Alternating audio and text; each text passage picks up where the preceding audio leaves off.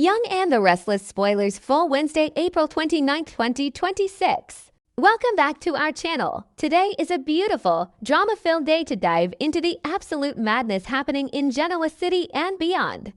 Grab your favorite snack, settle in, and let us get right into the twists and turns. I cannot even begin to process what I just watched with Matt Clark. I mean, are we serious right now?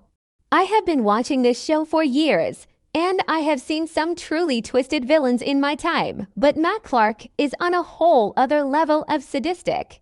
Leaving Sharon and Noah to die in an abandoned gas station in the middle of the scorching Las Vegas desert. But WIT, it gets worse. He actually stands there and drinks a whole bottle of water right in front of their faces while telling them he has a dry throat.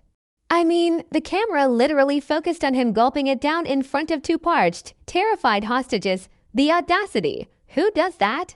He is literally mocking them while they are chained up, terrified, and completely at his mercy. And then he just walks out to watch them suffer on his phone. I cannot stand him, but I kinda have to admit, as a villain, he is delivering the drama. Remember when Ian Ward or Cameron Kirsten used to pull this kind of psychological torture? Yeah, Matt is giving them a run for their money, and it makes my skin crawl. And can we talk about Sharon and Noah for a second? My heart is literally breaking for them. Noah is desperately begging Matt to let his mom go, and Sharon is doing the exact opposite, pleading with Matt to spare her son. It is so touching but so incredibly frustrating because they are completely helpless. How touching, mother and son willing to sacrifice themselves for each other. That is exactly what Matt says to them with that disgusting smirk on his face. I wanted to throw my remote at the television. I mean, Sharon has been through enough trauma to last 10 lifetimes. Why does she always end up tied up in some creepy location?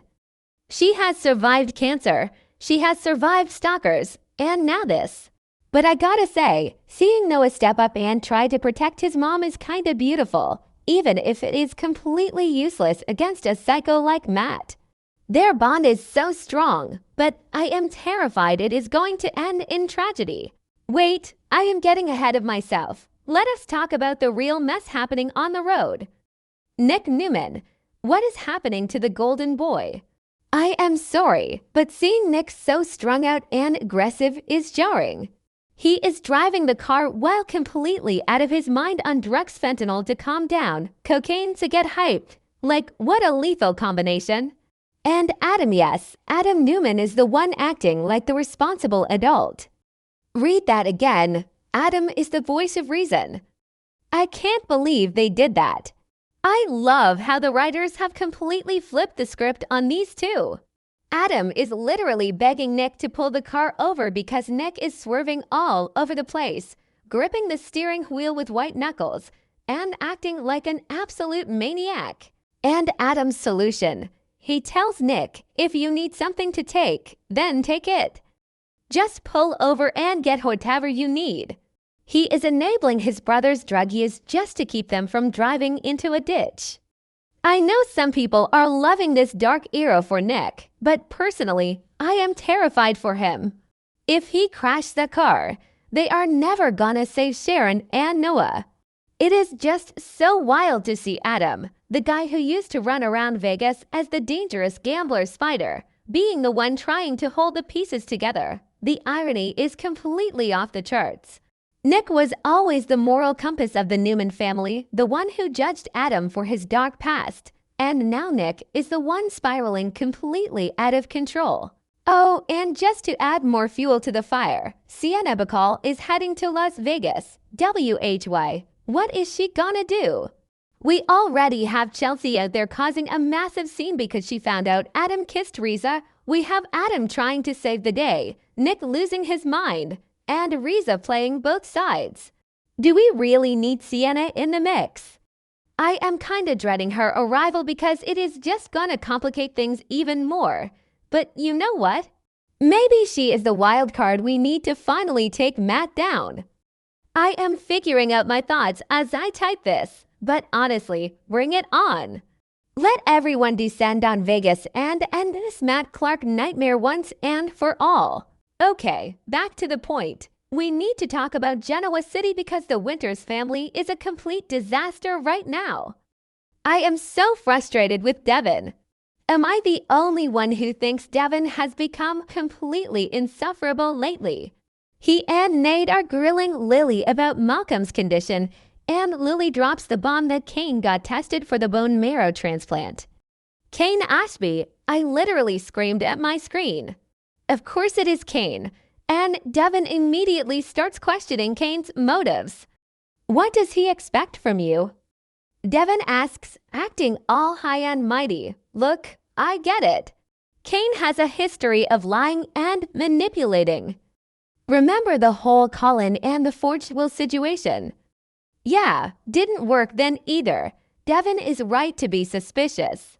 He thinks Kane is just using this medical crisis to win Lily back, and he is probably right. We all know Kane has a secret contract demanding control of Chancellor Winters in exchange for his bone marrow.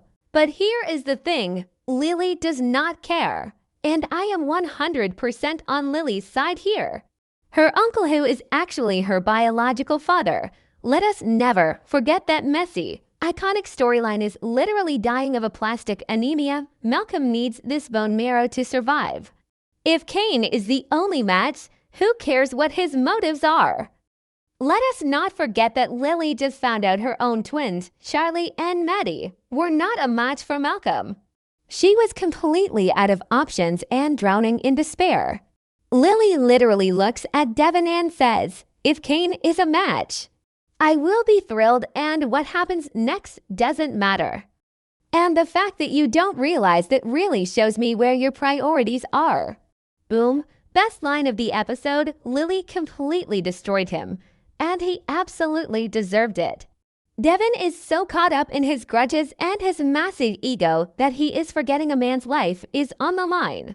I mean, I know Kane is a snake, but if the snake has the anti-venom, you take the anti-venom. And then, right on cue, Dr. Stephanie Simmons is there, and Kane walks in with Holden. The tension in that room was so thick you could cut it with a knife.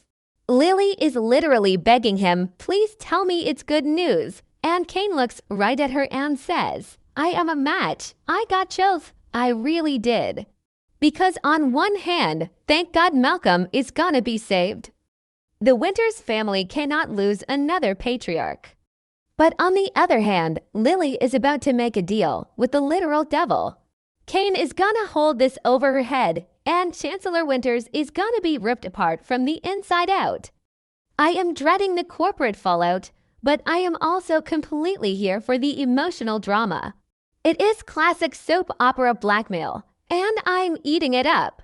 And speaking of Devon being insufferable, let us pivot to his relentless crusade against Mariah. Abby walks in with a letter from Devon's lawyer. The court officially rejected his request to throw out Mariah's plea deal. Good. I am so glad the judge shut him down. Devon is absolutely furious, pacing around like a petulant child, but Abby tells him he has to let it go. And for once, Abby is making perfect sense. I know Mariah kidnapped Dominic, and that was a horrible, traumatizing experience for everyone involved. I am not defending what she did. She had a complete psychological break. But she is in a mental health facility getting the professional help she desperately needs. Throwing her in a cold, dark prison cell is not gonna fix anything or undo the past. It is so incredibly frustrating because Devon used to be this compassionate, understanding guy. He and Mariah literally used to date. He knows her heart. He knows she was suffering from severe postpartum psychosis after selflessly acting as the surrogate for him and Abby. Has he completely forgotten that Mariah was kidnapped and locked in a room by Stitch while she was pregnant with Dominic? She went through absolute hell to bring that baby into the world. But now Devon is just this rigid, unforgiving billionaire who wants to crush everyone who crosses him. I am so glad Abby is standing her ground and telling him to drop it. If Devon keeps pushing this vindictive agenda, he is gonna alienate everyone in his life. He is already pushing Lily away with his cold comments about Kane. He is rejecting Holden as his new brother, and now he is fighting with Abby over Mariah. He needs to take a serious look in the mirror before he ends up completely alone. So yeah, I am a complete mess after watching this. Between Matt Clark torturing Sharon and Noah in the desert, Nick driving like a maniac while high on drugs, Adam somehow playing the hero, Lily preparing to sell her soul to Kane to save Malcolm, and Devon acting like a petty tyrant, my blood pressure is through the roof. I have been emotionally invested in these characters for over a decade, and nights like this remind me exactly why I can never stop watching. It is infuriating, it is heartbreaking, and it is absolute soap opera perfection. I cannot wait to see what happens next, but I also kind of want to hide under a blanket. Let me know if you guys are as stressed out as I am, because I definitely need to share this with people who actually get it.